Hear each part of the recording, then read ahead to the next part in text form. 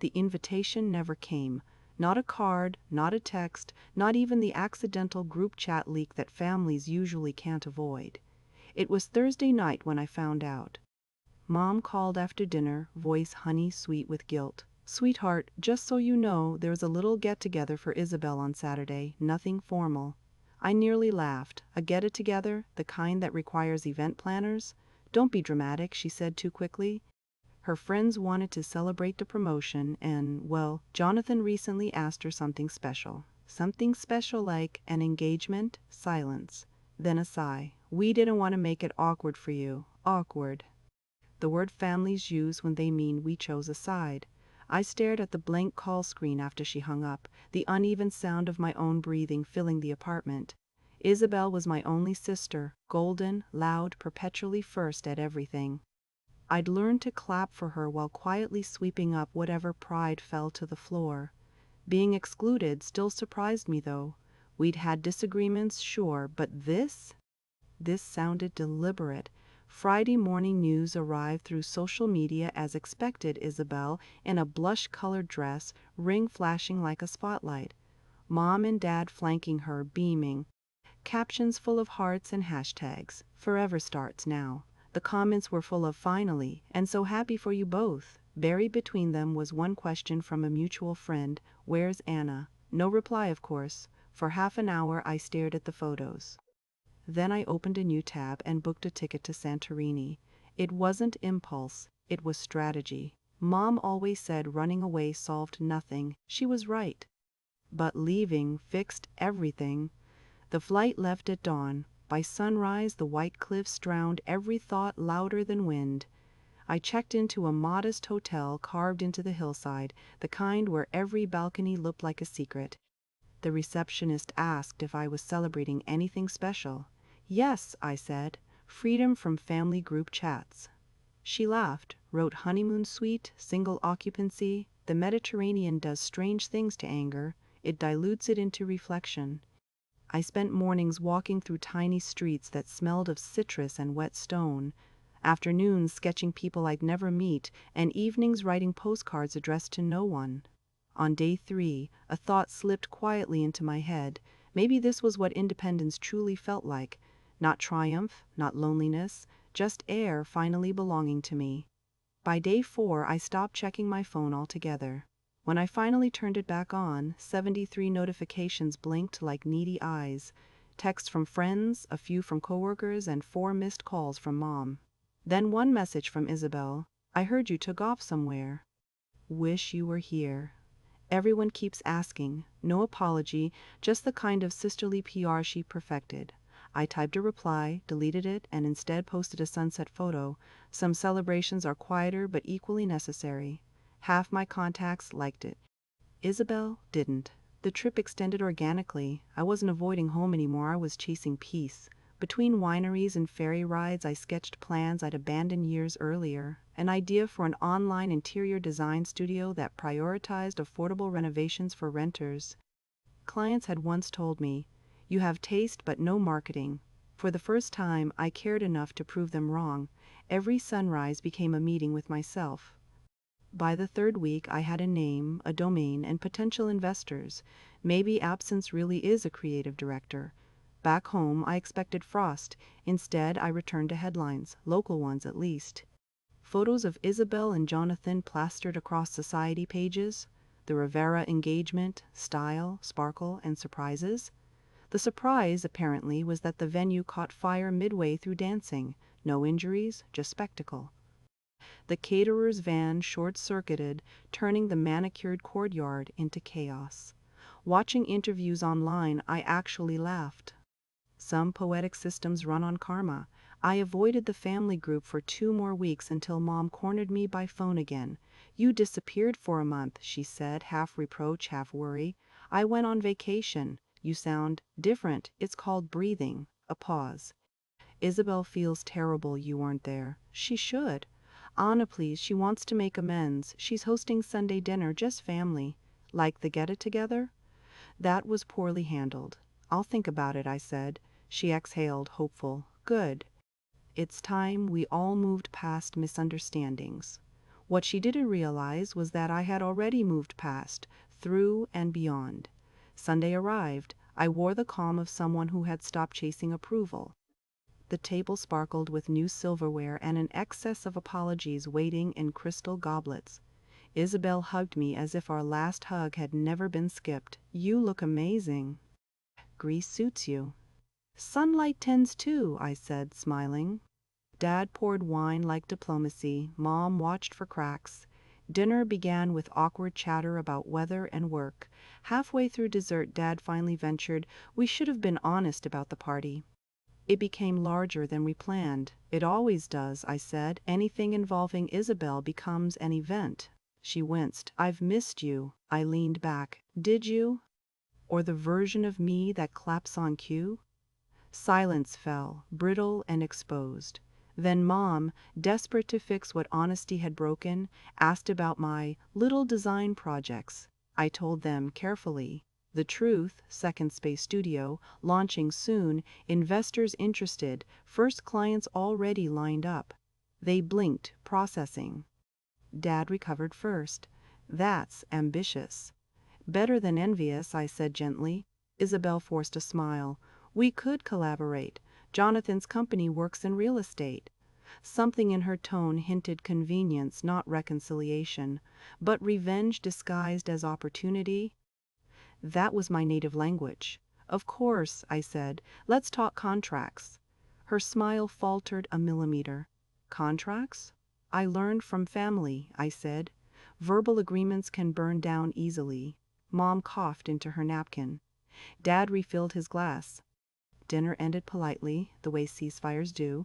That night I drove home and wrote 3 words in my notebook: "Build, don't beg." They became the spine of everything that followed: the business, the revenge, the peace. The launch day for Second Space Studio arrived with the kind of nervous energy that smells like fresh paint and ambition. My website went live at 8 a.m. By lunchtime, the first inquiries were blinking in my inbox. One was from an independent magazine that had seen my travel photos online. "Could we interview you for our Creative Women feature?" I almost laughed. 1 month earlier, I'd been the forgotten daughter. Now strangers wanted my story.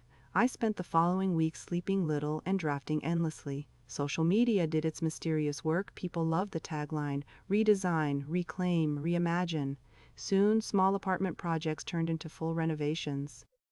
The clients were exactly the kind of people I wanted: regular professionals with taste, tired of being told good design was only for rich heirs. Every contract signed felt like collecting a fragment of self-worth I dropped somewhere back in childhood. In late spring, I posted before Rand after photos of my first big project, a neglected old loft transformed into a gallery space. Within 2 days, my website crashed from traffic. Most of the comments were encouragements. One made me pause. "Isabel J. looks amazing. I need you for a place Jonathan bought for us. Text me." I stared at the emoji for a long minute. So the universe wanted a sequel. When she called that evening, her voice was rehearsed bright. "I told Jonathan about your studio, and he's thrilled. We've been looking for someone tasteful but affordable." "Affordable?" I repeated. "That's new." She laughed lightly. "You know what I mean, family discount and all." Ah, the invisible invoice of kinship. Still, opportunity sometimes comes gift-wrapped in irony. "Sure," I said. "Send me the address and the project brief." If power dynamics were architecture, this would be my rebuild.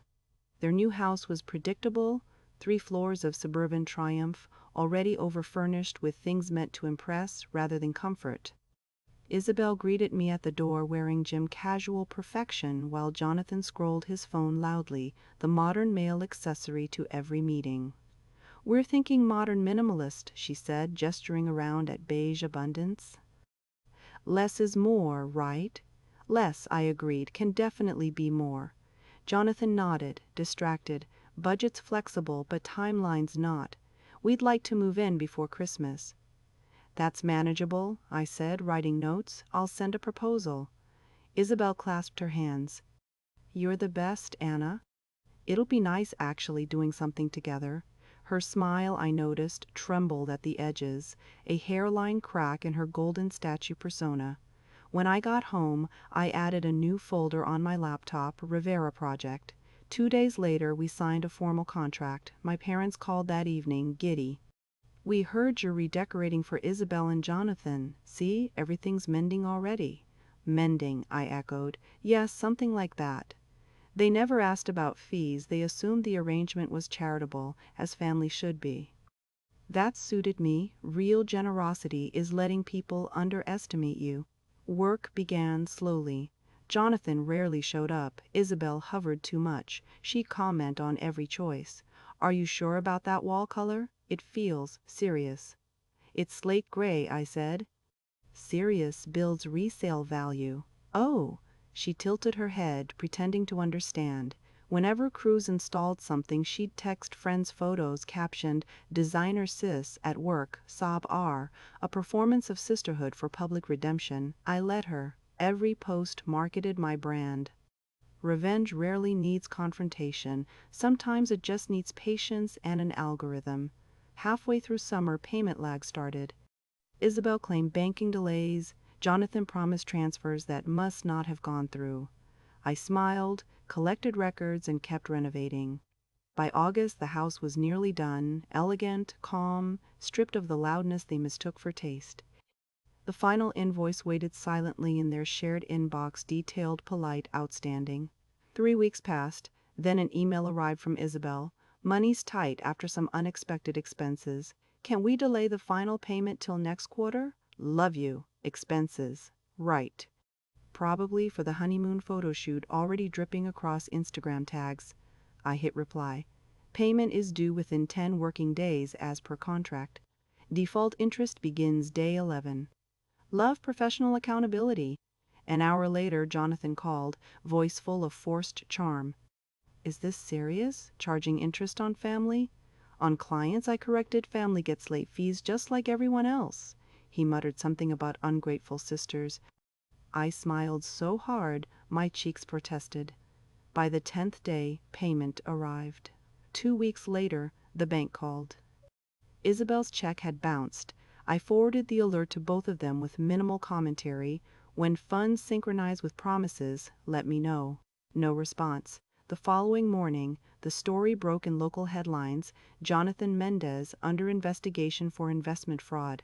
I blinked, reading. So that was where the money had gone.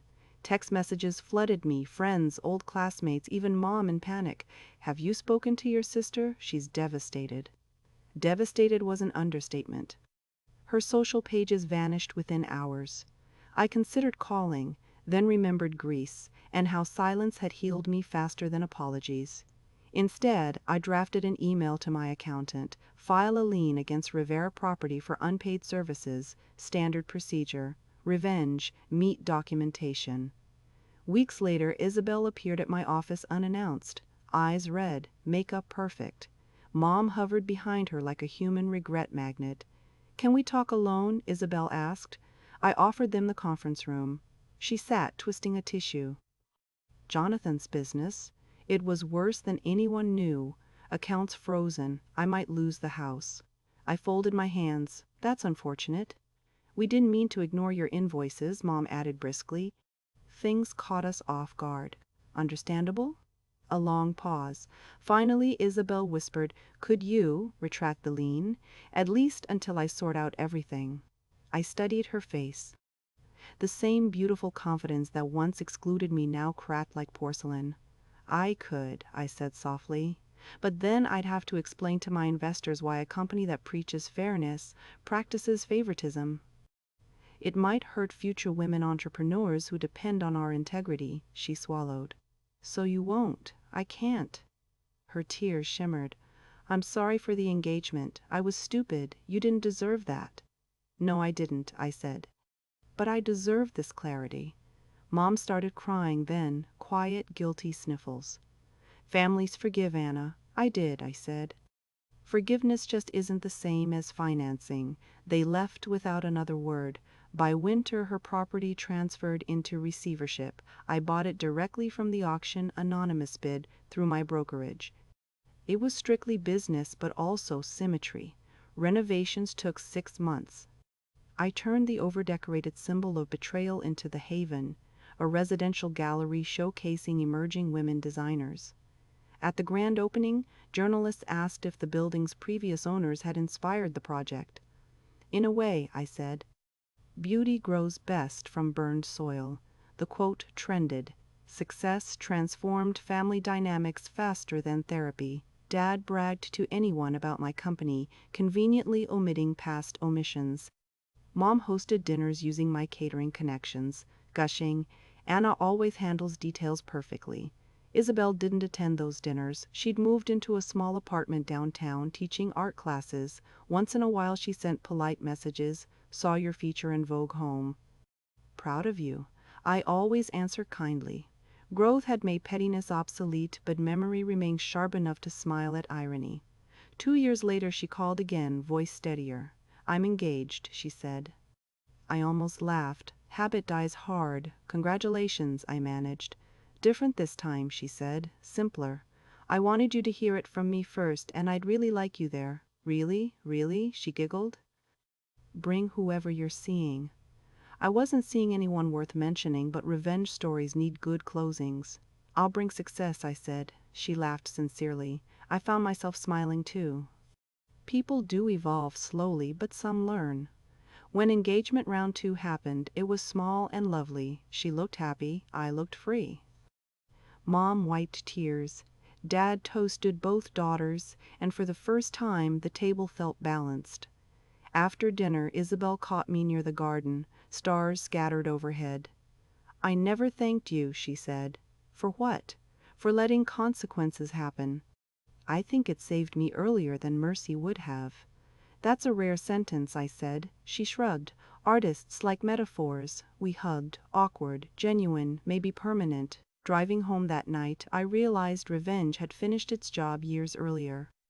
The rest had become design work, taking what broke and giving it structure. The plane ticket to Greece had been my first draft, the house lien my second.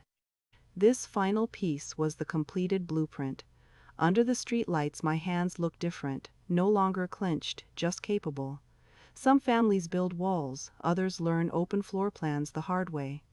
By the 5th year of Second Space Studio, life finally ran smooth, profitable jobs, global clients, a growing team that actually liked waking up for work.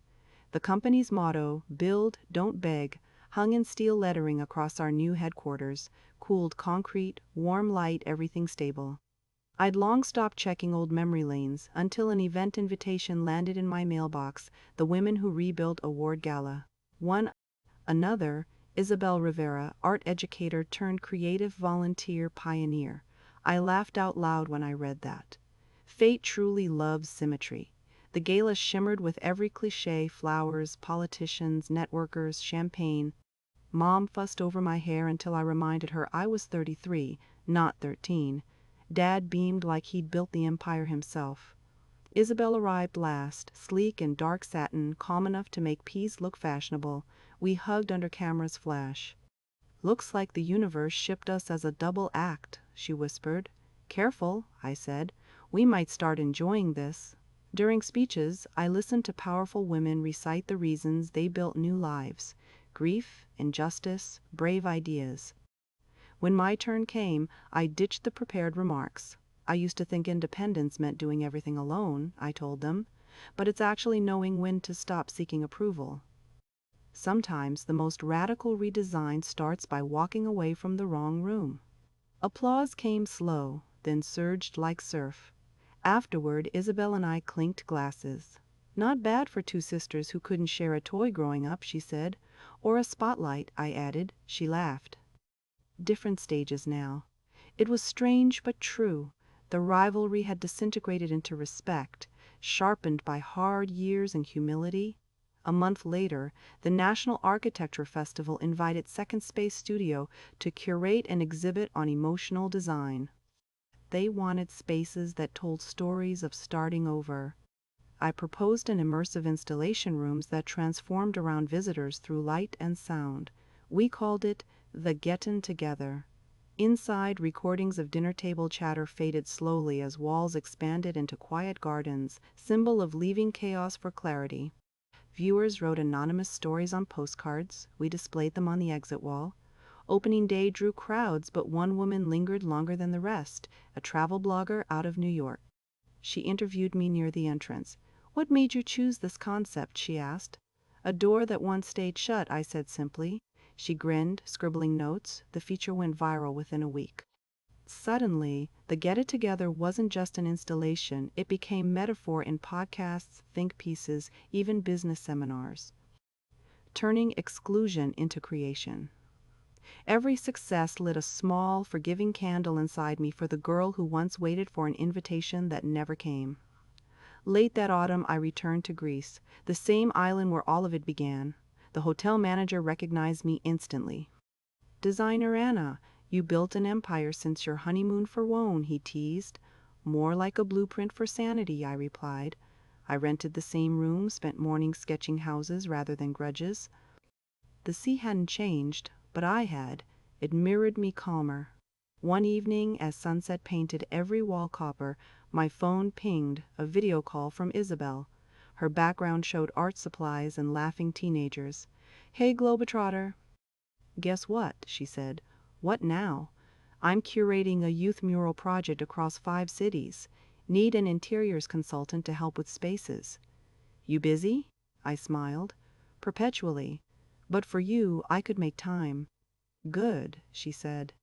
"I'd rather work with my sister than anyone else." We talked for an hour, long enough to realize forgiveness had finished its renovation. The project launched the following spring. Isabel's students painted stories of resilience across old facades.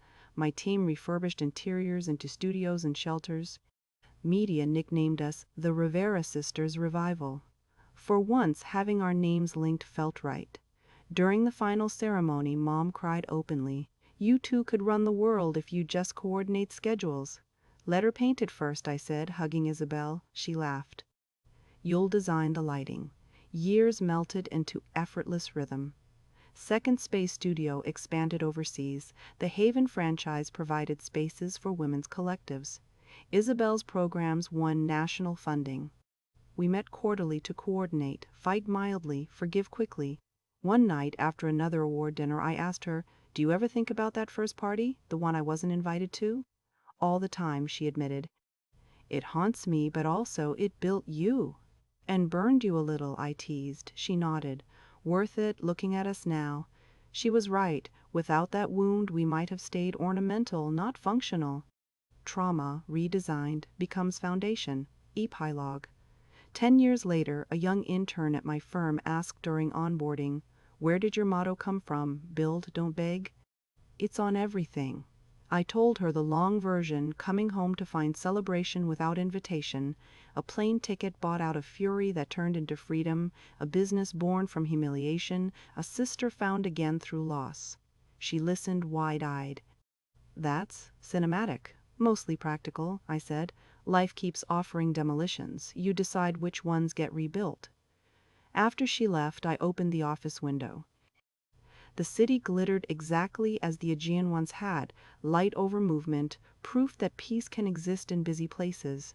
My phone buzzed, a reminder, dinner with family. The calendar description read, "Real get talk together, all invited." When I arrived, Isabel's house was filled with laughter, nieces coloring at the table, Mom giving cooking orders, Dad insisting the wine needed breathing room. "You made it," Isabel called. "Wouldn't miss the rehearsal for happiness," I said. We toasted before eating. She raised her glass. "To second attempts and first loves like family and forgiveness," I added softly, "and to missed invitations that opened better doors." Everyone laughed. No bitterness, just acknowledgement.